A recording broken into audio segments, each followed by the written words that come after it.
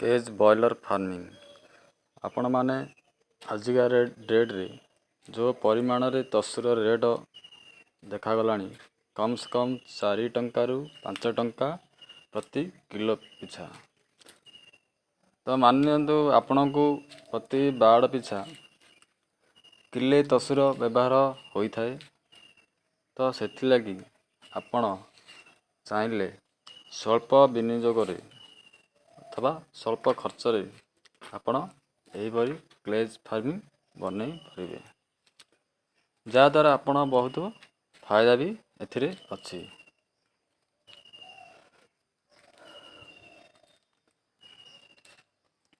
आपण निजे भी एथे बनई पारे।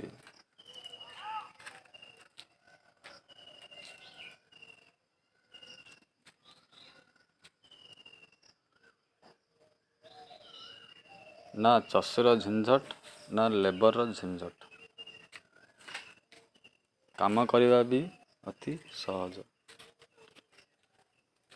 चषु पैसा आपण बंचई पारे ता सहित आपण लेबर खर्च भी एथे बंचई पारे।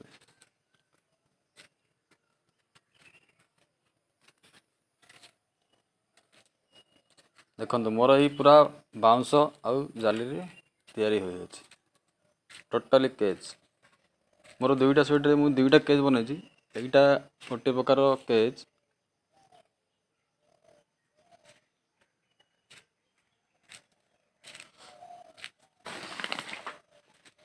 मात्र एटा 1000 स्क्वायर फुट बनाई बर्तमान। आउ फास्ट फार्मटा सेटा भी गोटे 4 मास हो सारा। दुईटा बेच भी उठी सारे भल रिजल्ट रही आ कम खर्च भी मो रिजल्ट है।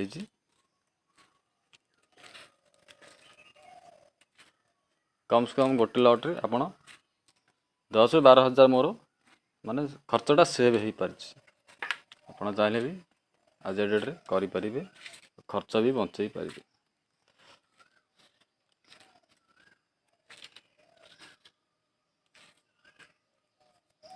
कम खर्च देखो खाली बाउंस आउ जाली।